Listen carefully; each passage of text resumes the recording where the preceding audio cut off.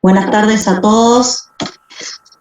Bueno, acá estamos de vuelta, otra semana nueva, buen comienzo de semana para todos, arrancando otra vez con los teóricos de bioquímica para seguir trabajando, ¿sí? Con respecto a una de las cosas que me preguntaron a través del chat, ahí acabo de ponerles un informe en avisos. El miércoles 16 a las 7 de la mañana tienen el parcialito de lípidos, como yo ya venía contándoles en teóricos anteriores, y los temas que van a entrar van a ser los temas de lipoproteínas más lipogénesis, lipólisis y metabolismo del colesterol, ¿sí? Todo lo que vimos desde lipoproteínas hasta la segunda clase de la semana pasada, hasta ahí es lo que va a entrar en el parcialito del miércoles de esta semana. Nosotros estas semanas estamos comenzando con tema nuevo, estamos empezando a trabajar con el metabolismo de aminoácidos. Si bien cuando nosotros hablamos de metabolismo, generalmente intuimos que vamos a hablar de procesos anabólicos y catabólicos. Yo voy a hacer algunas aclaraciones. Vamos a aprender hoy que el metabolismo de aminoácidos no es igual al metabolismo de los otros elementos, de los hidratos de carbono, de los lípidos. Tiene algunas particularidades que está bueno que las tengamos presentes. Y bueno, eso es lo que quiero empezar a aclarar la clase de hoy. No va a ser largo el tema de metabolismo de aminoácidos porque esta semana en los dos teóricos lo vamos a terminar. Y siguiendo un poco dentro de lo que es metabolismo de aminoácidos, pero hablando especialmente después de neurotransmisores, grupo hemo y nucleótidos úricos y pirimídicos, estos temas también contienen metabolismo de aminoácidos, pero los vamos a ir trabajando como metabolismos separados una vez que esta semana terminemos la base del metabolismo de aminoácidos. La semana que viene vamos a tener un solo teórico. ¿Por qué? Porque el día lunes es asueto. El día 20, el lunes 20 es asueto. ¿Lunes 20 o 21? Ahí me perdí. Esperen que quiero mirar un poco eso. Lunes 21, perdón. Es asueto. Así que debido al asueto vamos a tener un solo teórico. ¿Está? Va a ser el segundo teórico de la semana, porque el día lunes no va a haber actividad. ¿Estamos? Bueno, eso era más o menos lo que le quería contar. Vamos a ir comenzando la clase. Yo voy a compartir pantalla para que empiecen a ver de qué con qué vamos a trabajar. Un segundito, permítanme buscar el PowerPoint. Un segundo, ténganme paciencia.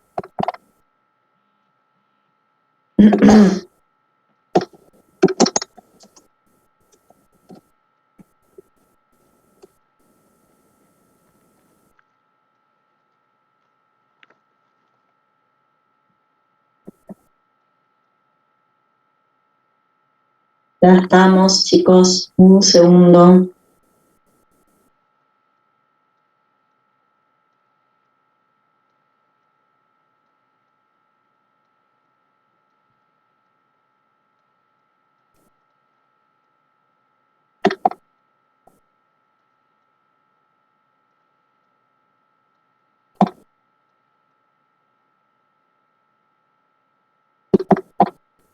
Bueno. Está un poco lento hoy el tema, ténganme paciencia.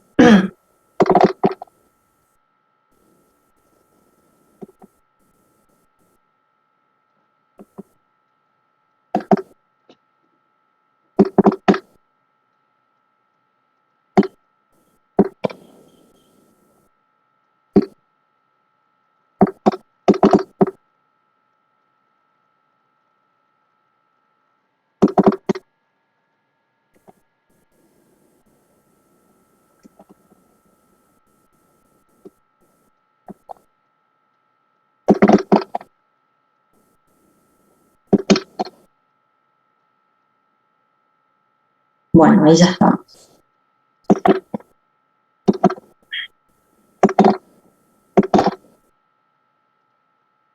Bueno, ahí pueden ver. Nosotros vamos a empezar a trabajar con el metabolismo de lípidos. como les acabo de decir. Y bueno, acá les puse algunas cuestiones que tenemos que tener en cuenta con respecto al metabolismo de aminoácidos, perdón, estoy con metabolismo de lípidos por lo del parcial. Vamos a hablar del metabolismo de aminoácidos, disculpen. Bueno, a diferencia de los hidratos de carbono y de las grasas, que tenían la particularidad de poder almacenarse en nuestro organismo, los aminoácidos no se almacenan, sino que los niveles de aminoácidos que vamos a tener circulando en nuestro organismo se van a regular por dos procesos. Un proceso es el anabolismo y otro proceso es el catabolismo proteico, ¿sí? A medida que las proteínas se sintetizan o se degradan, nosotros vamos a tener un nivel regulable de aminoácidos circulantes, ¿sí? Sin embargo, en algunas situaciones que las vamos a considerar fundamentalmente situaciones patológicas, este recambio normal de proteínas tiene un desequilibrio, no hay un equilibrio en lo que es o en lo que son los niveles de aminoácidos circulantes y podemos tener dos situaciones en particular, ¿sí?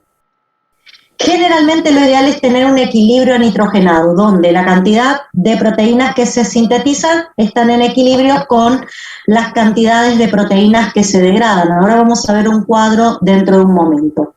Sin embargo, en algunas situaciones patológicas, por ejemplo, cuando tenemos un equilibrio nitrogenado negativo, hay un aumento en la degradación de proteínas y un aumento en el catabolismo de aminoácidos. Generalmente ese aumento en el catabolismo de proteínas o en la degradación de proteínas se asocia a los estados de desnutriciones proteicas cuando tenemos un déficit en la ingestión a través de la dieta de proteínas. Nuestro cuerpo empieza a usar proteínas que tenemos de algún modo formadas en nuestro cuerpo y las empieza a degradar y hay una intensa degradación proteica y está disminuida la síntesis de proteína en este equilibrio nitrogenado negativo. Los aminoácidos que surgen de las proteínas que son degradadas se van a usar como fuente de energía en esa persona.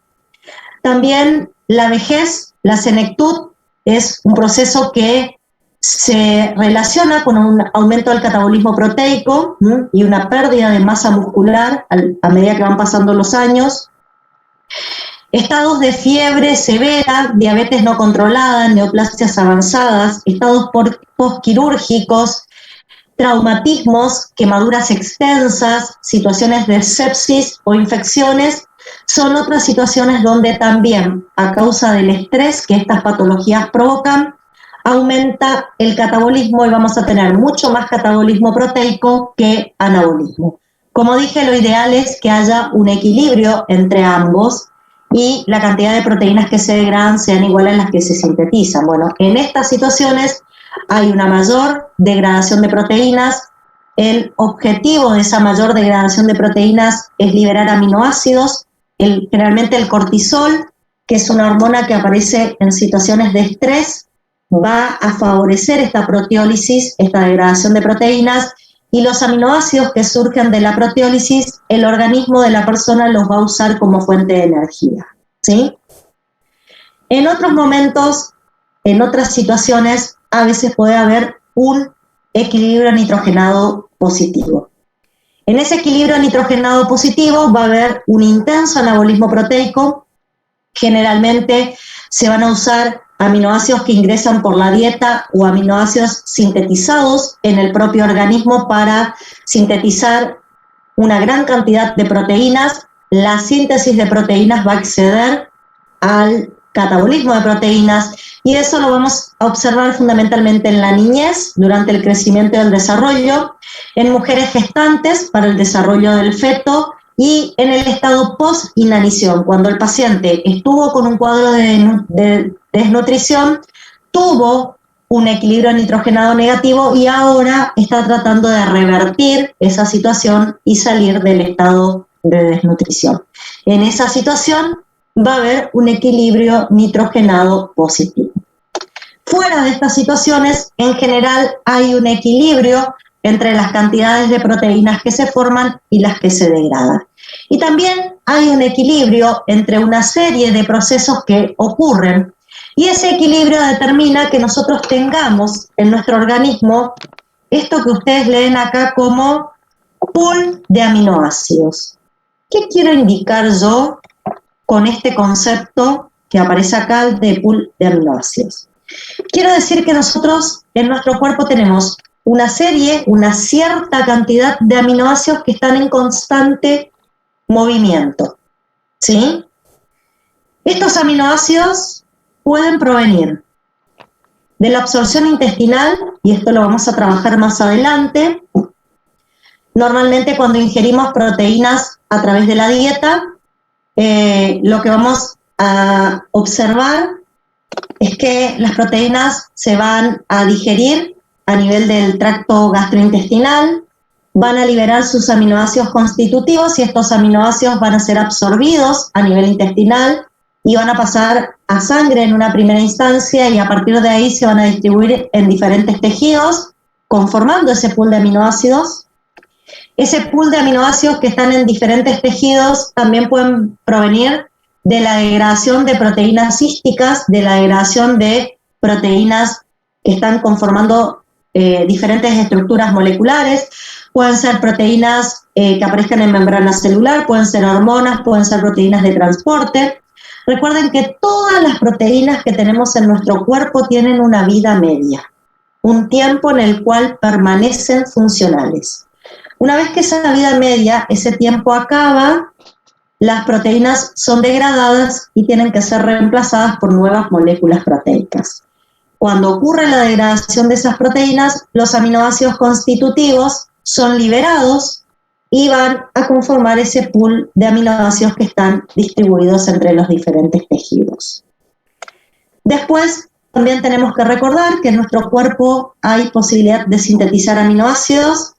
El principal tejido que sintetiza aminoácidos es el hígado. El hígado va a sintetizar algunos aminoácidos, no todos los aminoácidos proteicos. Por algo ustedes van a escuchar o habrán estudiado que tenemos aminoácidos esenciales, que son los que no podemos sintetizar y los tenemos que consumir sí o sí con la dieta. Después también tenemos aminoácidos no esenciales o semiesenciales, que son los que nosotros sí podemos sintetizar en nuestro organismo y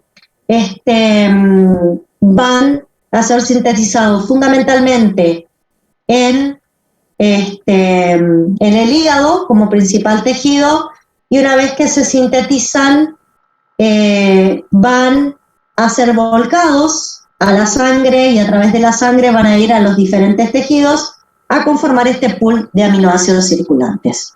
Bueno, fíjense, tenemos 3 mecanismos que van a alimentar ese pool de aminoácidos circulantes. Este pool no se puede de alguna manera acumular. Es una cantidad de aminoácidos que, así como conforman el pool, inmediatamente los tengo que reutilizar. No se pueden acumular. ¿En qué utilizo los aminoácidos que conforman ese pool? Apenas llegan al pool, los puedo usar para síntesis de proteínas, justamente para reemplazar esta proteína que cumplió con su vida media y yo la tengo que volver a sintetizar. Puedo sintetizar productos nitrogenados no proteicos. Esto lo van a ver conmigo en próximas clases. Yo, a partir de aminoácidos, por ejemplo, puedo formar neurotransmisores. Lo vamos a empezar a ver la semana que viene. A partir de aminoácidos puedo sintetizar purinas y pirimidinas. Puedo sintetizar porfirinas también a partir de aminoácidos. Es otro destino posible que le puedo dar a los aminoácidos. Y bueno, siempre que exista un excedente de aminoácidos que no haya sido destinado para los procesos que yo acabo de nombrar, siempre que haya un excedente, ese excedente va a ingresar a catabolismo. Como dije, este pool no se puede incrementar. Así como el aminoácido llega y conforma este pool, lo tengo que reutilizar. Si estos procesos que reutilizan aminoácidos me dejan un excedente, o sea, estos procesos no usan todos los aminoácidos que están en el pool, el destino obligatorio que van a tener esos aminoácidos va a ser el catabolismo. Ahora bien, ¿cómo yo puedo generar un exceso de aminoácidos en un pool? Normalmente el exceso y el destino hacia catabolismo es mínimo. Pero puedo generar un exceso consumiendo una dieta rica en proteínas, entonces a nivel intestinal voy a ingresar más aminoácidos de lo que deberían ingresar normalmente. Al pool llegan una mayor cantidad de aminoácidos y obviamente cuando yo los destino a los procesos en los cuales voy a utilizar esos aminoácidos, en esas condiciones me va a quedar un excedente y ese excedente indudablemente en posingesta vamos a realizar catabolismo de aminoácidos. ¿Qué otra situación metabólica me puede generar un excedente en el pool de aminoácidos? Situaciones que me causen estrés. Acá, todos estos procesos que generan un equilibrio nitrogenado negativo, que generan un mayor catabolismo de proteínas por sobre el anabolismo, tengo un mayor proceso de degradación por sobre la síntesis, todos esos procesos me generan un excedente y ese excedente tiene como destino fundamental el catabolismo de aminoácidos. Piensen que el ayuno prolongado también es una situación de estrés que va a aumentar los niveles de cortisol y eso también va a provocar que aumente el catabolismo de los aminoácidos. ¿Está?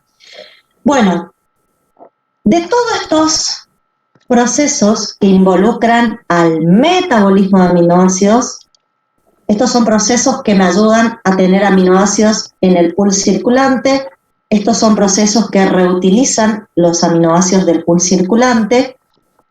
A esto voy a llamar metabolismo de aminoácidos. Con respecto a la absorción intestinal, yo esto lo voy a mencionar cuando estemos viendo el final de segunda era, cuando estemos viendo la parte de nutrición. Cuando estemos viendo la parte de nutrición, yo voy a hablar cómo hacemos la digestión y la absorción de los aminoácidos, cómo hacemos la digestión de proteínas de la dieta y la absorción de aminoácidos, así que ahora no lo voy a mencionar. Con respecto a la degradación de proteínas hísticas, chicos, ustedes no tienen que saber mucho más que todas las proteínas de nuestro organismo tienen una vida media, ese tiempo depende de cada proteína. Hay, por ejemplo, enzimas que tienen, o hormonas que tienen una vida media de minutos, y hay proteínas que tienen una vida media de días. La insulina tiene una vida media muy corta, de minutos. Sin embargo, si hablo de la hemoglobina, tiene una vida media de 120 días. Todo depende de cuál es la funcionalidad que le damos a esa proteína. Cuando la vida media termina, esa proteína se va a encontrar con proteasas, con enzimas que lo que van a hacer es romper los enlaces peptídicos y de esa manera van a destruir la estructura primaria de la proteína y van a degradar la proteína. Mucho más que eso no tenemos que saber. Con respecto a la síntesis de aminoácidos, les cuento que si ustedes miran la bibliografía van a encontrar que hay un capítulo completo de síntesis de aminoácidos, tenemos un capítulo completo. Sin embargo, nosotros no lo vamos a abordar. No vamos a abordar el tema de síntesis de aminoácidos. Sí quiero que sepan que nosotros no podemos sintetizar todos los aminoácidos proteicos. Los 20 aminoácidos proteicos no los podemos sintetizar a todos. Hay algunos que se consideran esenciales y que sí o sí los tengo que incorporar con la dieta. Y los que se consideran no esenciales o semiesenciales, los puedo sintetizar y el principal sitio de síntesis es el hígado. Bien, con respecto a la síntesis de proteínas, tampoco vamos a hacer mucha referencia porque ustedes han hablado en primer año de síntesis de proteínas. Recuerden, ¿cómo sintetizábamos una proteína? Teníamos que transcribir un gen, hacer la transcripción de un gen que codificaba para esa proteína, formar un ARN mensajero y luego a partir de ese ARN mensajero íbamos a los ribosomas y ahí ocurría la síntesis de las proteínas. Tampoco vamos a hacer referencia sobre la síntesis de proteínas. Con respecto a la síntesis de otros compuestos nitrogenados no proteicos, sí vamos a hablar, pero lo vamos a hacer en las próximas semanas. Esta semana nos vamos a dedicar exclusivamente al catabolismo de aminoácidos. dentro del metabolismo de aminoácidos. Esta semana nos vamos a dedicar exclusivamente al catabolismo de aminoácidos. Vamos a ver cómo se lleva adelante ese catabolismo de aminoácidos y qué podemos obtener a partir del catabolismo de aminoácidos. Nosotros estamos acostumbrados a que los procesos catabólicos sean exergónicos, no generen energía, ¿no es cierto? Bueno, es una de las posibilidades que tenemos cuando catabolizamos aminoácidos. Sin embargo, el catabolismo de aminoácidos también nos va a permitir otros metabolismos, como por ejemplo realizar cetogénesis o realizar gluconeogénesis. A partir del catabolismo de aminoácidos puedo formar moléculas que van a ser involucradas en la cetogénesis o van a ser involucradas en la gluconeogénesis. Además, me gustaría decirles que este proceso catabólico lo puedo hacer tanto en posingesta como en ayuno. No tengo una sola situación metabólica. Generalmente, en la posingesta yo catabolizo aminoácidos que han ingresado en exceso a través de la dieta. Normalmente suele ser el hígado, que recibe a través del sistema porta a ese exceso de aminoácidos, el que va a producir el proceso catabólico, ¿sí? Y en el ayuno normalmente catabolizamos aminoácidos que van a provenir de la proteólisis. Yo les dije que el ayuno nos iba a provocar un estrés, eso iba a aumentar la proteólisis, y bueno, de ahí van a derivar los aminoácidos que vamos a catabolizar en ayuno. Y ahí el catabolismo va a ocurrir fundamentalmente en otros tejidos extrahepáticos, como por ejemplo en el músculo esquelético, ¿sí? Pero eso lo vamos a charlar con mayor detalle. Bueno, haciendo referencia propiamente al catabolismo, que es el tema que nos va a ocupar esta semana, me gustaría contarles que los aminoácidos, para iniciar su proceso de degradación, acá me pregunta Naignac si la proteólisis se incrementa en el ayuno prolongado, también en el más temprano. Naignac, te contesto. Vos para hacer proteólisis necesitas aumentar los niveles de cortisol, porque es la hormona que va a provocar o favorecer la proteólisis a nivel fundamentalmente del músculo, que es el lugar de nuestro cuerpo donde más reservas de proteínas tenemos, ¿sí? ¿Cuándo aumenta el cortisol? En estrés. ¿Cuál es una situación de estrés? Fundamentalmente un ayuno prolongado. Por lo tanto, en general, en un ayuno reciente no hacemos catabolismo de aminoácidos. Generalmente tenemos que tener más de 10 horas de ayuno para que esté fundamentalmente puesto en funcionamiento el catabolismo de aminoácidos. Bueno, continuamos. Les decía, una de las cosas que tenemos que tener presente es que para que los aminoácidos puedan iniciar su proceso de degradación, una de las cosas fundamentales que tenemos que hacer es la separación del grupo alfa-amino, ¿sí? Ese proceso de separación del grupo alfa-amino es fundamental. Yo voy a dejar de compartir un segundo esta pantalla porque quiero que entiendan qué significa separar el grupo alfa-amino. Y para eso voy a recurrir a mi otra pantalla. A ver qué me preguntaron. En ayuno, acá me están preguntando si en ayuno de más de 10 horas no se consumían, ay, a ver cómo decía la pregunta. Espera. Si en un ayuno de más de 10 horas no se consumían ácidos grasos.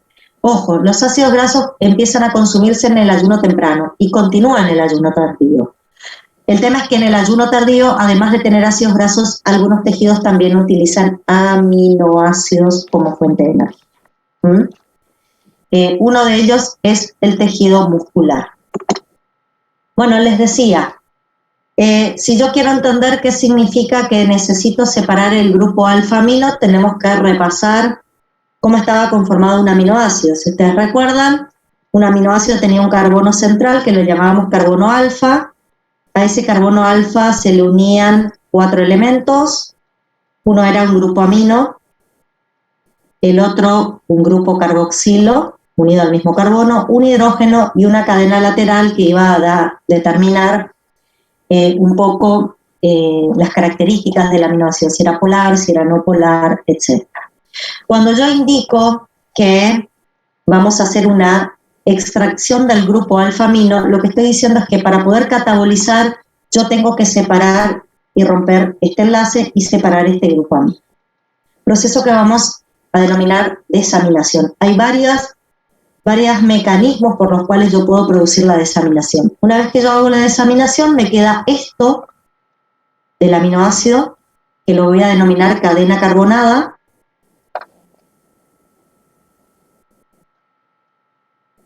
Y esta cadena carbonada es la que yo le voy a dar los diferentes destinos en diferentes tejidos según las situaciones metabólicas.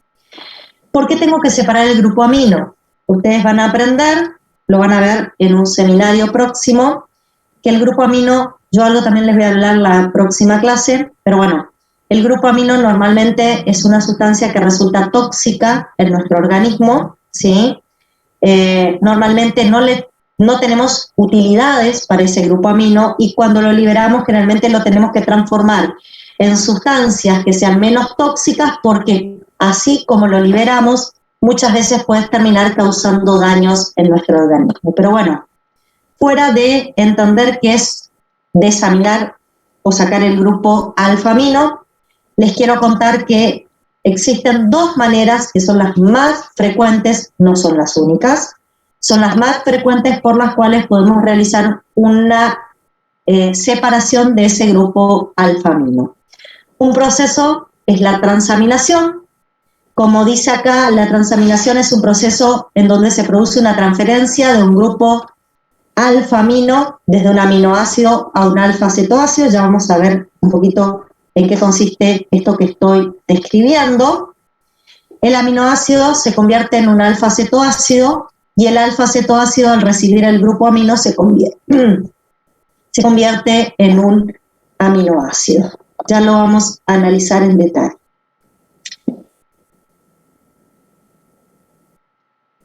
Después también tenemos otro proceso que es la desaminación. Algunos aminoácidos pueden separar definitivamente su grupo amino en forma de amoníaco, es un proceso enzimático, no es válido para todos los aminoácidos, lo pueden hacer algunos en particular, y bueno, también lo vamos a estudiar en este proceso de catabolismo. Exactamente, acá Facundo me está preguntando si uno de los destinos de la cadena carbonada que se libera luego de sacarle el grupo amino, cuando catabolizamos los aminoácidos, puede ser formar un alfa-cetoácido para el ciclo de Krebs. Sí, tenés razón. Ya eso lo vamos a ver la segunda clase de esta semana, el destino de las cadenas carbonadas. Pero sí, tenés razón, Facundo, con lo que me estás planteando. Bueno, vamos a empezar con la transaminación como uno de los mecanismos posibles por los cuales podemos liberar el grupo amino de un aminoácido. ¿Qué tiene de particular la transaminación? De particular tiene que no es una verdadera desaminación. Porque si bien yo saco el grupo amino de un aminoácido en particular, ese grupo amino es tomado por otra molécula que es un alfa-cetoácido y el alfa-cetoácido al incorporar el aminoácido sigue reteniendo el aminoácido en nuestro organismo. Pero bueno, hay una posibilidad de combinar este proceso de transaminación con otro proceso donde sí vamos a extraer definitivamente el grupo amino y bueno, de eso se trata el proceso de desaminación que realizamos normalmente en nuestras células. Pero empezando por la transaminación propiamente dicha, vamos a decir que la transaminación es un proceso catalizado por es un proceso reversible, catalizado por un grupo de enzimas que reciben el nombre de aminotransferasas o transaminasas. Estas enzimas utilizan al fosfato de piridoxal o PAL como grupo prostético. Lo que normalmente ocurre es, vamos a tener dos sustratos para que estas enzimas puedan reaccionar. Uno de esos sustratos es un alfa-cetoácido, acá está el alfa-cetoglutarato. Normalmente el alfa-cetoácido que uso es el alfa-cetoglutarato, aunque no siempre. Normalmente es, pero no siempre. Y se llaman alfa-cetoácidos por esta condición, porque tienen en el primer carbono un carbono carboxílico y el carbono siguiente, que es el carbono alfa, tiene un grupo cetona. ¿Está? Bueno, como dije, normalmente el alfa-cetoácido que participa de las transaminaciones es el alfa-cetoglutarato. Y un determinado aminoácido que va a perder su grupo amino. ¿Cómo lo pierde? Bueno, en una primera instancia el grupo amino va a pasar al grupo prostético, se va a unir al grupo prostético que es el fosfato de piridoxal y de esa manera el aminoácido se va a transformar en un alfa-cetoácido luego de perder su grupo amino y luego el fosfato de piridoxal le va a transferir el grupo amino al alfa-cetoácido que al adquirir el grupo amino se transforma en un nuevo aminoácido. Ahora vamos a ver algunos ejemplos. Dije que normalmente es el alfa-cetoglutarato el que va a recibir el grupo amino del aminoácido que lo está perdiendo y el alfa-cetoglutarato cuando pierde un grupo amino normalmente se transforma en el aminoácido glutamato. Y esto no es por cualquier cuestión, ya lo vamos a analizar dentro de un ratito porque está bueno que a través de las transaminaciones siempre uno de los productos finales sea el glutamato. El segundo producto final va a ser un alfa-cetoácido que este tejido que está realizando esta transaminación lo puede usar para el ciclo de Krebs, lo puede usar para hacer gluconeogénesis o lo puede usar para hacer cetogénesis. ¿Está? Bueno, hasta ahí más o menos tenemos todos los mecanismos analizados. Otro detalle.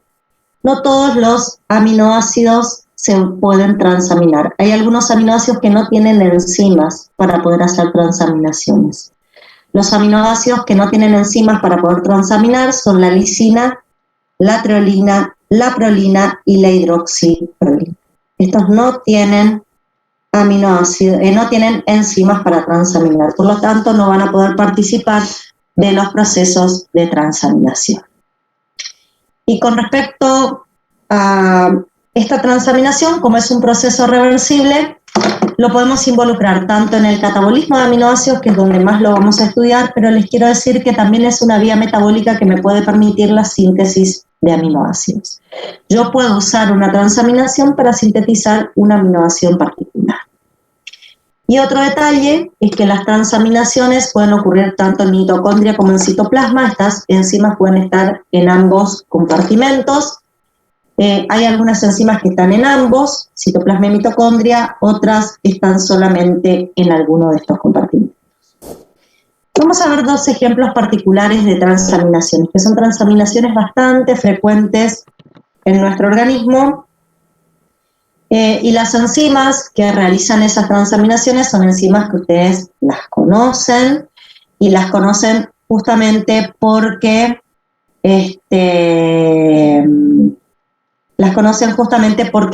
las han trabajado cuando vimos enzimas séricas, ¿sí? Bien. La primera enzima que vamos a analizar, la primera transferasa, es la transaminasa glutámico pirúvico, denominada con la sigla GPT, o también llamada alanino-aminotransferasa con la sigla ALA.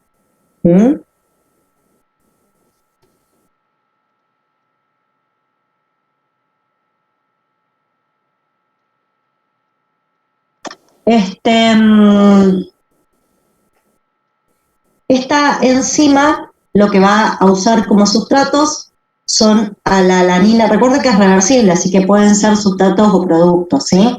Pero en este caso, acá he utilizado como sustrato a la alanina, que es el aminoácido que voy a desaminar, y al alfa-cetoglutarato. A través de esta enzima, la alanina va a perder este grupo amino y se va a transformar en un piruvato, en un alfa-cetoácido, y el alfa-cetoglutarato va a incorporar el grupo amino y se va a transformar en el correspondiente aminoácido, que es el glutamato, ¿sí? Esta enzima la podemos encontrar en hígado, músculo, corazón. Es una enzima citoplasmática y nosotros cuando la estudiamos como enzima sérica fundamentalmente dijimos que era una enzima que aumentaba en procesos inflamatorios del hígado.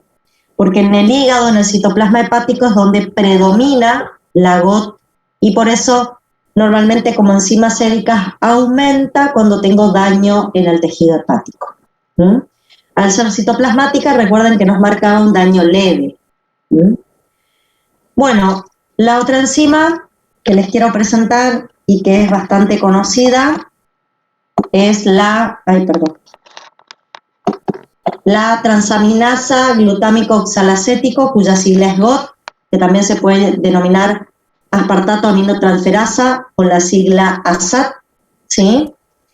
Va a involucrar al aspartato como aminoácido, al alfa-cetoglutarato como alfa-cetoácido, y cuando el aspartato pierda el grupo amino y se lo entrega al alfa-cetoglutarato, el aspartato se va a transformar en oxalacetato y el alfa-cetoglutarato en glutamato. Como pueden ver en estas dos situaciones, el producto de la desaminación del aminoácido siempre es un alfa-cetoácido, y como alfa-cetoácido lo puedo involucrar en procesos oxidativos para generar energía, aunque también dependiendo en qué tejido nos encontremos y cuál es la situación metabólica, tanto al oxalacetato como al piruvato, por ejemplo, lo podría involucrar en una gluconeogénesis, ¿sí? Bien, una vez que hacemos una transaminación, lo único que generamos es la extracción del grupo amino de un aminoácido en particular y la generación de glutamato. Normalmente, todos los aminoácidos que pueden transaminar usan al alfa-cetoglutarato como alfa-cetoácido y siempre, por procesos de transaminaciones, voy a obtener glutamato. ¿Por qué? ¿Por qué me interesa que el glutamato sea siempre uno de los productos finales? Porque el glutamato es el único aminoácido que va a tener un mecanismo de una desaminación completa. ¿De qué voy a hablar cuando utilizo el término desaminación? Estoy hablando de un proceso obviamente catalizado por una enzima que determina la ruptura de este enlace dentro de la estructura de un aminoácido, la pérdida del grupo amino en forma de amoníaco. Ya vamos a ver que esto puede ser amoníaco o amonio, porque a pH fisiológico normalmente el amoníaco toma protones y se transforma en amonio, y nos queda la cadena carbonada, el alfa-cetoácido libre, para que el tejido lo utilice con las necesidades que tenga, ya sea para formar energía, para hacer gluconeogénesis o para hacer cetogénesis. Normalmente los procesos de desaminación son procesos redox, por lo tanto las enzimas que catalizan los procesos de oxidación suelen requerir de cofactores como aparece en la transparencia, ¿sí? En la imagen. La desaminación que realizamos con muchísima frecuencia en nuestro organismo, normalmente el único aminoácido que se puede desaminar oxidativamente es el glutamato. Este glutamato, ténganlo presente, lo obtuvimos haciendo transaminaciones previas de todo el resto de los aminoácidos que sí podían transaminar con el alfa-cetoglutarato, y una vez que la transaminación ocurre, utilizo el glutamato para desaminarlo oxidativamente. Como dije, las desaminaciones oxidativas van a involucrar cofactores. En este caso, la desaminación oxidativa del glutamato involucra el NAD. El NAD se va a reducir. La enzima que va a catalizar, esta es una enzima que puede catalizar el proceso de manera reversible. En este momento estamos analizando el proceso en este sentido, de izquierda a derecha, donde el glutamato se desamina, pierde el grupo amino en forma de amoníaco o amonio, ahora ya lo vamos a analizar, y me queda un alfa-cetoglutarato también como producto final. Como dije, la glutamato deshidrogenasa puede llevar adelante esta reacción en ambos sentidos, ahora lo vamos a analizar en detalle.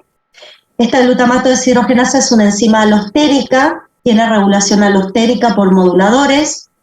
Los moduladores positivos van a ser bajos niveles de energía, ADP y GDP, y los moduladores negativos van a ser altos niveles de energía, ATP y GTP. Esta desaminación oxidativa del glutamato es exclusiva de la matriz mitocondrial, está en la mayoría de los tejidos esta enzima. Y como dije, permite desaminar oxidativamente y degradar el glutamato, aunque también puedo hacer una aminación reductiva y sintetizar el glutamato. Como pueden ver, puede ocurrir tanto degradación como síntesis. A ver, ¿cómo ocurre ese proceso de degradación y síntesis? Si volvemos acá y hablamos ahora exclusivamente del glutamato, vamos a poner este color. Si hablamos del glutamato, por un proceso de desaminación oxidativa, voy a formar alfa-cetoglutarato más amoníaco. Esto se llama amoníaco. Acá es una oxidación y voy a usar NAT oxidado, que se va a transformar en NAT reducido. Esto es favorecido por la glutámico deshidrogenasa, que va a tener en este caso como modulador positivo los bajos niveles de energía y como modulador negativo los altos niveles de energía. Este amoníaco a pH fisiológico puede tomar protones, puede incorporar protones y se puede transformar en esta estructura que es amonio. Normalmente, chicos, en nuestro organismo el 1% permanece como amoníaco y el 99% a pH fisiológico se transforma en amonio. Ahora bien, esto me sirve para degradar y desaminar oxidativamente el glutamato, pero usando la glutamato deshidrogenasa yo puedo hacer la reacción inversa. Y esto lo vamos a ver en algunos tejidos donde necesito sintetizar glutamato. Porque en algunos tejidos el glutamato tiene una función biológica importante y eso lo vamos a ver la clase que viene. Cuando hacemos una aminación reductiva, porque piensen que hacia la derecha yo hago una desaminación oxidativa, sin embargo, si voy hacia la izquierda hago una aminación reductiva, es un proceso de biosíntesis, por lo tanto, como es un proceso de biosíntesis, voy a usar NAT fosfato reducido y se va a generar NAT fosfato oxidado. Por esta misma enzima, glutámico deshidrogenasa, que es una enzima mitocondrial presente en la mayor parte de los tejidos, yo puedo desaminar oxidativamente el glutamato o producir su aminación reductiva. Y en ese caso estaría haciendo una biosíntesis del glutamato. Bueno, como dije, normalmente la desaminación oxidativa del glutamato ocurre posterior a un proceso de transaminación, por lo que normalmente lo que hacemos en nuestro organismo para extraer definitivamente el grupo amino de los aminoácidos es algo que se va a llamar transdesaminación. ¿Qué es una transdesaminación? Una combinación de una transaminación con una desaminación oxidativa. Pero recuerden, solamente puedo hacer desaminación oxidativa si uno de los productos de la transaminación es el glutamato. ¿Eso cómo me condiciona a la transaminación?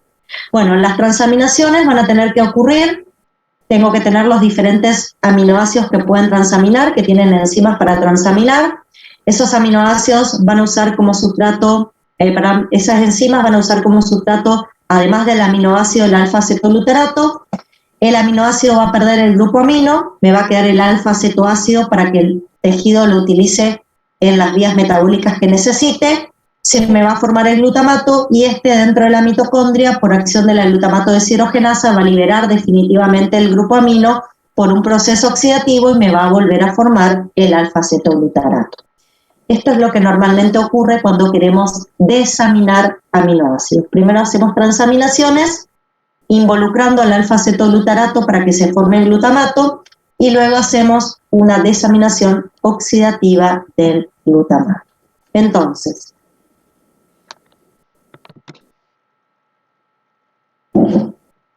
como pueden ver acá, primero para poder hacer el catabolismo del aminoácido yo tengo que separar el grupo amino por estos procesos, estas transdesaminaciones que les acabo de nombrar. No siempre ocurre la transdesaminación, a veces con una transaminación ya es suficiente y lo vamos a ver ahora en algunos ejemplos. De esa manera separo el grupo amino, que a pH fisiológico el amoníaco se transforma en amonio, y separo la cadena carbonada, que lo puedo usar con distintos destinos metabólicos. ¿Está? Bien. ¿Cómo hago para deshacerme del amoníaco o del amonio? Porque el amonio liberado sigue siendo tóxico. En estas condiciones sigue siendo tóxico. Ya les adelanto que el amoníaco o el amonio no puede aparecer en circulación general, porque si aparece en circulación general vamos a tener fenómenos de toxicidad, que después lo vamos a discutir en la próxima clase.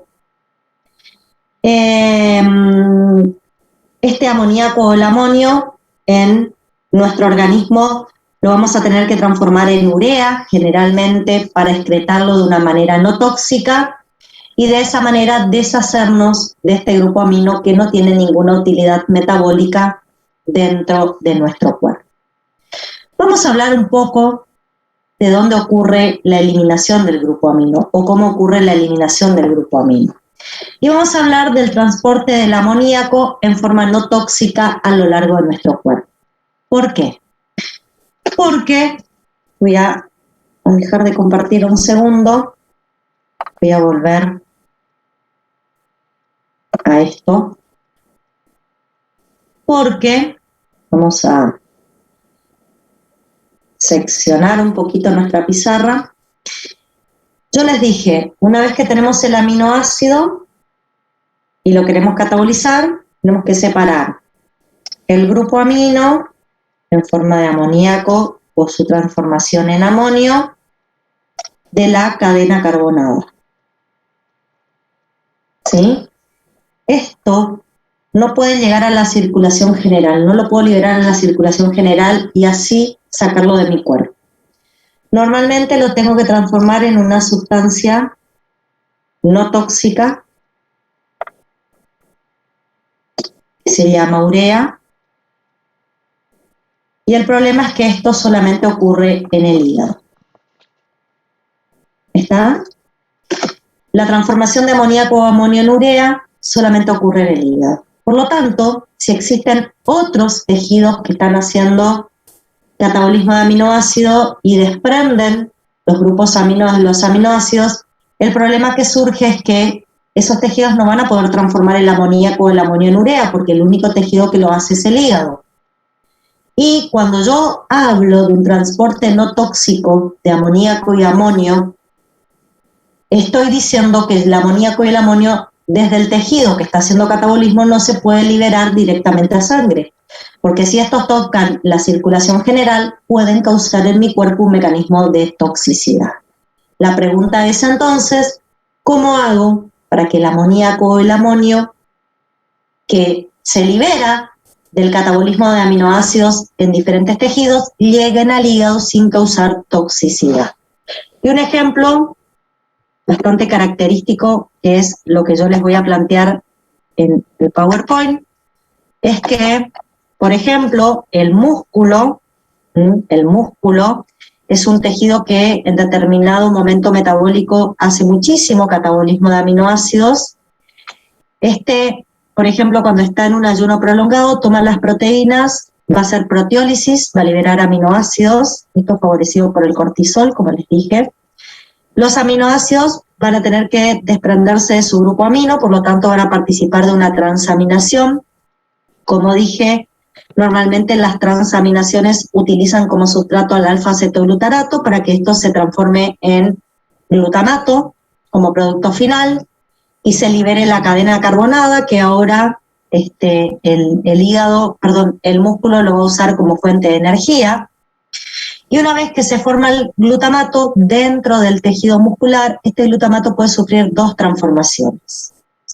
Puede volver a transaminar con piruvato, glutamato y piruvato, por la GPT, y generar alanina, y la alanina viajar al hígado para transportar el grupo amino de este proceso de transaminación, o por una enzima que se llama glutamina sintetasa, puede incorporar un segundo grupo amino.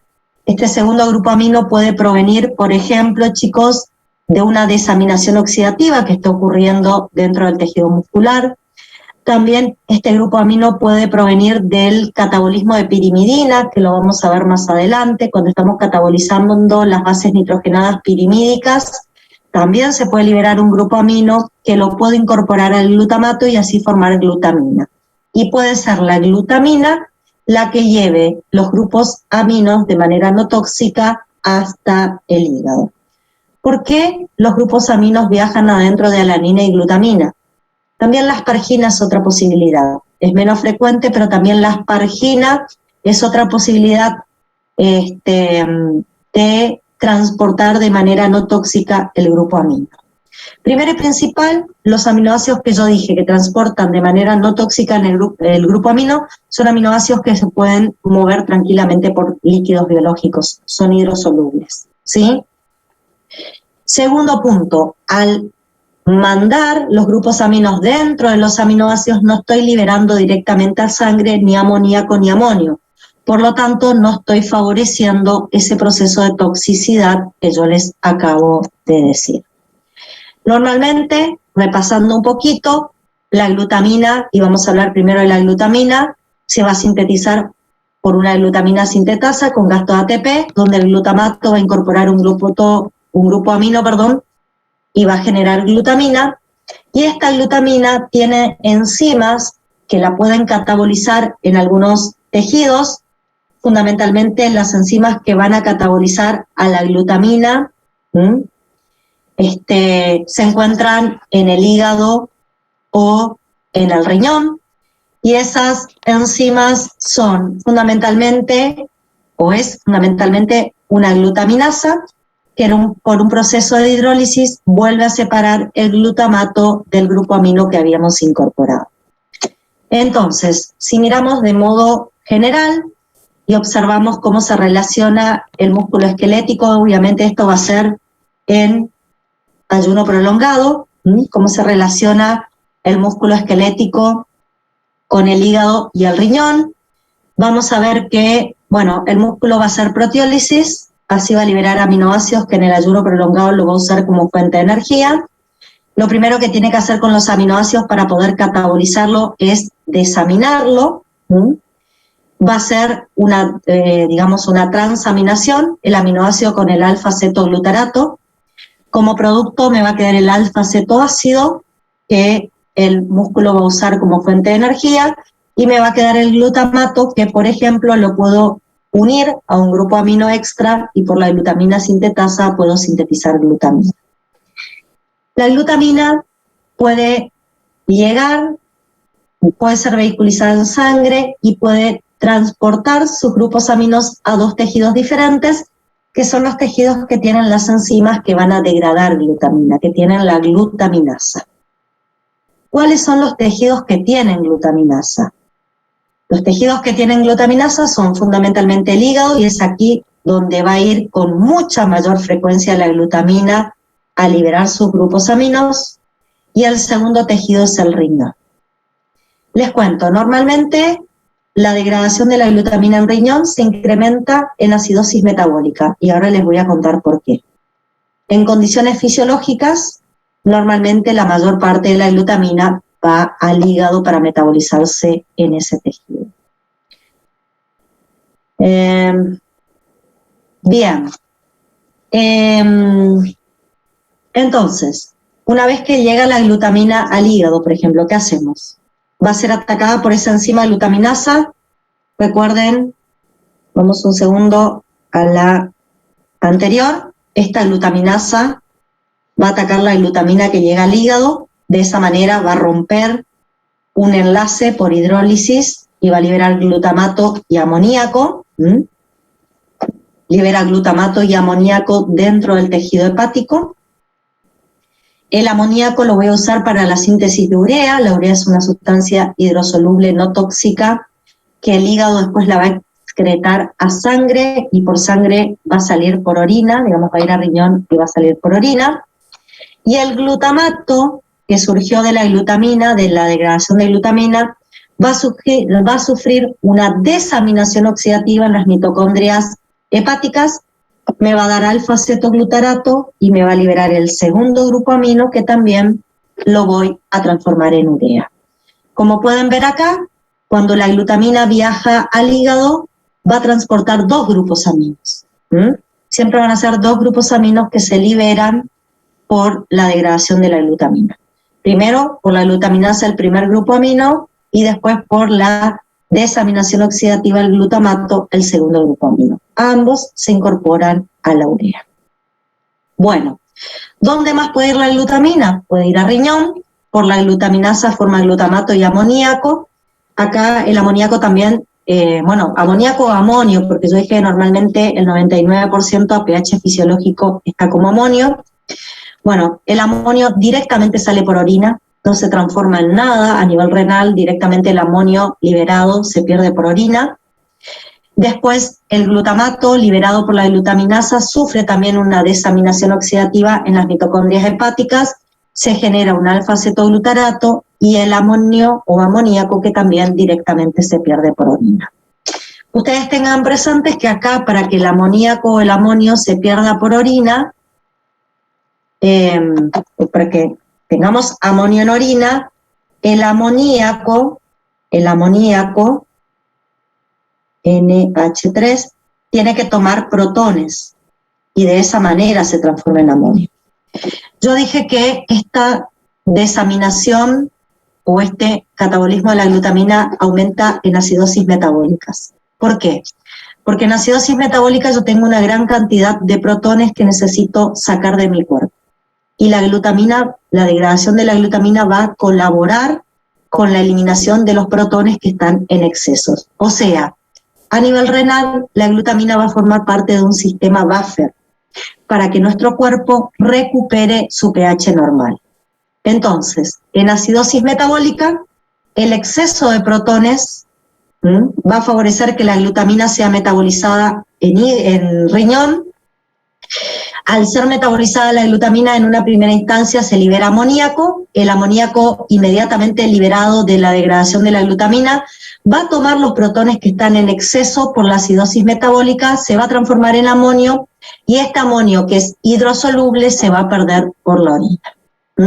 De esa manera la degradación de la glutamina va a obligar a los protones a ser excretados en forma de amonio a través de la orina. Voy a pasar un ratito a otra pantalla porque quiero contarles algo más. Un segundo les pido.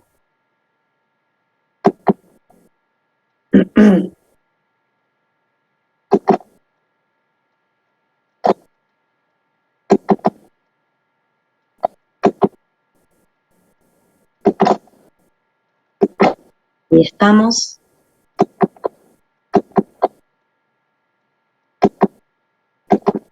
Entonces, fíjense, vamos a decir que desde el músculo,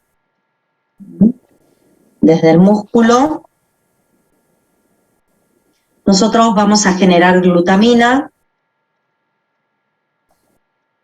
Esta glutamina se genera por el glutamato, que proviene de una transaminación más un amoníaco extra, así formó la glutamina, y la glutamina va a salir a sangre. En sangre la vamos a ver. Y por sangre puede ir o al hígado, o puede ir también a riñón. En cualquiera de estos dos tejidos, generalmente va con mayor frecuencia al hígado, le dije yo. La glutamina se va a desaminar una vez, va a liberar el primer grupo amino y va a liberar un glutamato. Esto es por la glutaminasa, perdón. Y este glutamato, por una desaminación oxidativa, va a liberar el segundo grupo amino, va a formar el alfa-cetoglutarato, y estos dos grupos aminos van a ir hacia la formación de urea. ¿Está? Bueno, acá la glutamina va a ir siendo metabolizada, se va a liberar el amoníaco va a tomar protones, va a generar amonio, y el amonio directamente sale como algo hidrosoluble por orina. Bueno, la urea también sale por orina. Les cuento, al hígado le puede llegar de otro modo grupos aminos para la síntesis de urea. No solo la glutamina puede transportar grupos aminos. Hay otra manera que le llega al hígado grupos aminos. Una manera que la tenemos todos presentes a nivel intestinal. Vamos a tener aminoácidos de la dieta, ¿sí? Nosotros esos aminoácidos de la dieta normalmente los absorbemos, sin embargo, una mínima cantidad de aminoácidos de la dieta son atacados por la flora bacteriana. La flora bacteriana trata de usar esos aminoácidos como fuente de energía y al igual que nosotros, la flora bacteriana lo que hace es extraer el grupo amino para usar los aminoácidos como fuente de energía. O sea, a la flora bacteriana le sirve la cadena carbonada. Ellos quieren la cadena carbonada y desprenden normalmente el amoníaco por un proceso de desaminación. Este amoníaco que constantemente todos estamos formando a nivel intestinal, el amoníaco por sí solo es una sustancia liposoluble, por lo tanto puede atravesar membranas, va a pasar a la sangre del sistema porta, y en la sangre del sistema porta el amoníaco, debido a que tenemos un pH fisiológico, va a tomar protones y se va a transformar en amonio. El amonio por el sistema porta también va a viajar al hígado, el amonio liberado por este mecanismo. Esto ocurre constantemente en nuestro cuerpo. Este amonio que llega al hígado también se transforma en urea.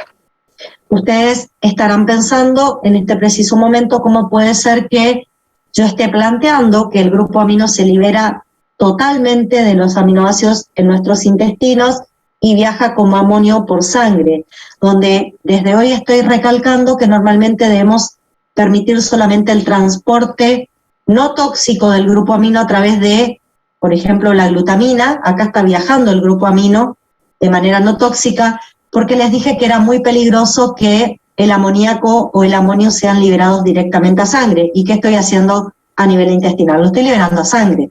Bueno, pero acá hay una condición. A nivel intestinal, el amonio o el amoníaco pasa a la sangre portal. Y el primer y único destino que tiene el sistema porta, normalmente en condiciones fisiológicas, es el hígado. O sea, cuando la flora bacteriana metaboliza los aminoácidos de mi dieta y libera amoníaco, y yo genero amonio en sangre portal, no corro peligro con la toxicidad que esto puede producir, porque el amonio o el amoníaco inmediatamente es volcado en el hígado debido a la circulación que tiene el sistema porta. El peligro aparece si el amonio o el amoníaco es volcado a la circulación general. Si yo lo vuelco al sistema porta y este me lo lleva en su totalidad al hígado y el hígado lo transforma en urea, no corro peligro. Ahí no necesito que el amoníaco o el amonio se transporte de una manera en particular. El problema es acá en músculo, porque si yo libero amoníaco o amonio pasa directamente a circulación general. Y por circulación general puede ir tanto al hígado como al riñón o como a cualquier tejido. ¿Está? Entonces, cuando sale del amoníaco o el amonio, debe salir de un tejido que no es el hígado o el riñón y tampoco es el intestino, músculo, no sé, cerebro, debe salir en forma de un aminoácido que sea hidrosoluble y que transporte de manera no tóxica esos grupos aminos, fundamentalmente hasta el hígado, y en el caso de la glutamina también lo puede transportar a riñón, porque son los dos tejidos que tienen las enzimas para degradar glutamina. En este caso, los grupos aminos que surgen de la flora bacteriana, y eso lo tenemos constantemente, chicos, cada vez que nos ponemos en posingesta se genera amoníaco en nuestros intestinos, viajan por el sistema porta y esa es una manera de asegurarme que el único destino que tengan sea el hígado, donde el hígado después lo va a transformar en urea. La glutamina no es el único aminoácido que me puede transportar los grupos aminos de manera no tóxica. también puedo transportar los grupos aminos en forma de, un segundo, bueno, en forma de alanina. Este es el famoso ciclo de la alanina que ustedes ya conocen. Fíjense, acá estamos, a ver, bueno, acá estamos. El grupo amino, por un proceso de transaminación, va a terminar en un glutamato. Las transaminaciones de los aminoácidos más alfa-cetoglutarato va a hacer que el grupo amino quede en el glutamato. En el músculo, el glutamato va a transaminar con piruvato, el glutamato va a volver a ser alfa-cetoglutarato y el piruvato se va a transformar en alanina, y la alanina va a salir a sangre, la alanina va a salir a sangre y por sangre va a llegar al hígado.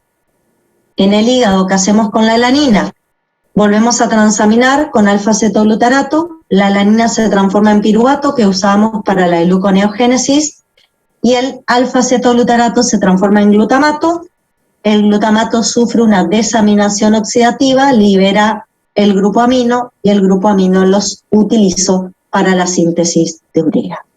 Si ustedes empiezan a sumar, van a ver que de distintas maneras estamos buscando de que el grupo amino llegue de manera no tóxica al hígado y ahí fundamentalmente se va a transformar en urea, que es la sustancia hidrosoluble y no tóxica a través de la cual nosotros excretamos los grupos aminos. Todos los destinos de los grupos aminos tienen que ser el ciclo de la urea. Este ciclo de la urea puede ocurrir en ayuno y en posingesta y es exclusivamente propio del hígado. Y como les dije, es importante el hígado en este proceso porque él va a tener que buscar la manera de recibir todos estos grupos aminos. A ver, haciendo un resumen de cómo le llegan los grupos aminos. Un segundo que voy a compartir otra pantalla. Haciendo un resumen, entonces, nosotros vamos a usar aminoácidos tanto en ayuno como en posingesta. El problema es que para usar los aminoácidos, para catabolizarlos, yo necesito separar el grupo amino. Y me tengo que asegurar que ese grupo amino de mi cuerpo salga de un modo no tóxico. Como dijimos que lo podemos metabolizar. Yo dije, normalmente en ayuno el que va a metabolizar aminoácidos es el músculo, fundamentalmente.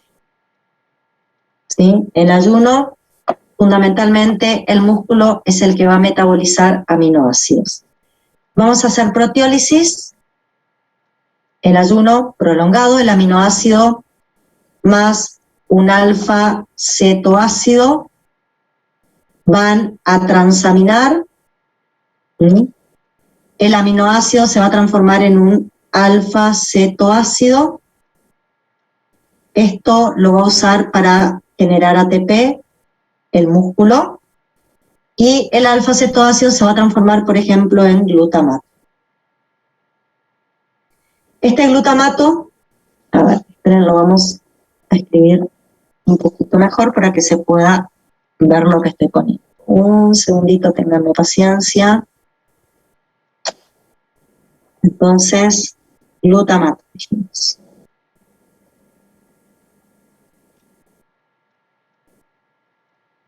Bueno, este glutamato puede sufrir dos cuestiones. Puede incorporar un grupo amino y se puede transformar en glutamina. O este glutamato puede transaminar con un piruvato, es un alfa-cetoácido, piruvato, y el alfa-cetoglutarato, el glutamato se transforma en alfa-cetoglutarato y el piruvato se transforma en alanina. Fíjense, cualquiera de estos dos procesos puede sufrir el glutamato dentro del músculo. La glutamina va a salir a sangre y la alanina va a salir a sangre. Por sangre, ¿a dónde van a ir? Vamos a dibujarlo acá. Por sangre fundamentalmente van a ir al hígado, ¿sí? Sin embargo, la glutamina también tiene la posibilidad de ir a riñón. ¿Está? Esto yo estoy diciendo que el catabolismo del aminoácido ocurre en músculo. Eso es cuando ocurre en músculo el catabolismo de aminoácidos, yo tengo que enviar los grupos aminos al hígado para que se transformen en urea y los tengo que enviar de manera no tóxica. Entonces, tanto la alanina como la glutamina van a llegar al hígado.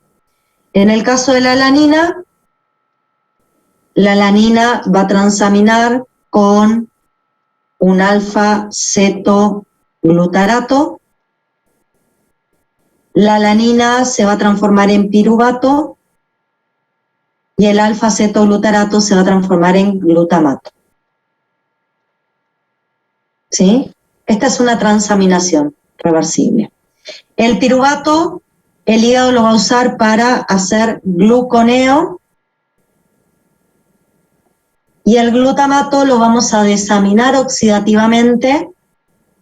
Al glutamato lo vamos a desaminar oxidativamente, vamos a usar NAT oxidado que se va a transformar en NAT reducido y acá me va a dar otro alfa-cetoglutarato y me va a liberar el amoníaco que va a ir para la síntesis de urea. ¿Está? En el caso de la glutamina, esto es glutamina, por la glutaminasa libero un primer grupo amino y genero glutamato. Este primer grupo amino va para la síntesis de urea y este glutamato dentro del tejido hepático va a sufrir una desaminación oxidativa. Uso NAT oxidado, genero NAT reducido. Se me forma alfa-cetoglutarato más un grupo amino que también va a la síntesis de urea. Fíjense, sea glutamina o sea alanina, liberan sus grupos aminos que lo uso para urea y me quedan las cadenas carbonadas dentro del tejido hepático. En el caso de la glutamina, puede ir a riñón y acá, bueno, va a ir por los procesos que ya sabemos, liberando los grupos aminos, que libera dos, que se transforman en amonio por la captura de protones, y esto sale por orina. También la urea va a salir por orina. Y finalmente nos queda, para que tengamos presente, finalmente nos queda el metabolismo intestinal, a nivel del intestino, a partir de aminoácidos de la dieta, y usando la flora bacteriana, podemos liberar amoníaco más alfa-cetoácido. El alfa-cetoácido es usado por la flora bacteriana y el amoníaco pasa a sangre al sistema porta, es el sistema porta. ¿Sí? Acá el amoníaco pasa a sangre, toma protones, se transforma en algo hidrosoluble, el amoníaco es liposoluble, el amonio hidrosoluble y este también para la síntesis de urea. ¿Qué puede pasar? Puede pasar que yo esté metabolizando en el hígado los aminoácidos y no en otros tejidos, ¿sí? Si yo metabolizo aminoácidos en el hígado, completo la desaminación en el hígado y destino el grupo amino directamente para la fabricación de urea. Ahí directamente el grupo amino es utilizado para la fabricación de urea. que es justamente la sustancia hidrosoluble que nosotros necesitamos para sacar ese grupo amino de nuestro cuerpo de un modo no tóxico. ¿Sí? Bueno, como pueden ver, fuimos viendo un poquito lo que fuimos analizando en el PowerPoint. ¿Qué pasa con un alfa-cetoglutarato después de la desaminación oxidativa de un glutamato? Me preguntan. El alfa-cetoglutarato es un alfa-cetoácido, chicos. Dependiendo del tejido y dependiendo de la situación metabólica, el alfa-cetoglutarato puede hacer ciclo de Krebs y darte ATP, o hacer parcialmente el ciclo de Krebs hasta malato y salir de la mitocondria y hacer gluconeogénesis, por ejemplo, ¿sí? Entonces, el destino que le vamos a dar va a depender, y eso lo vamos a ver la clase que viene, el destino de las cadenas carbonadas va a depender de en qué tejido nos encontramos y en qué situación metabólica estamos, ¿sí? Eso es con respecto a una pregunta que me están haciendo en el chat. Entonces, fíjense, si lo analizamos,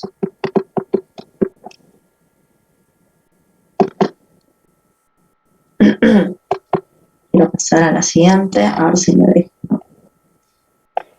Si lo analizamos al proceso, nosotros vamos en determinadas circunstancias a catabolizar aminoácidos, vamos a separar el grupo amino, amoníaco o amonio. Esto sí o sí tiene que llegar de una forma no tóxica al hígado para transformarse en B. Y bueno, tenemos la opción B de la glutamina, que puede liberar el grupo amino directamente en el riñón y que actúe como un sistema buffer, ¿sí? Bueno, es un poco cómo transportamos. ¿Qué nos faltaría ver? Nos faltaría ver en qué consiste el ciclo de la urea y el destino que le vamos a dar a las cadenas carbonadas. Pero eso es un tema que vamos a desarrollar la próxima clase.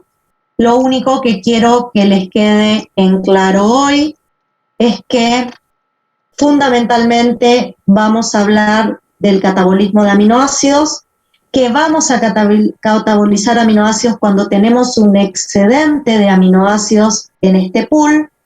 Ese excedente lo podemos generar en dos situaciones metabólicas.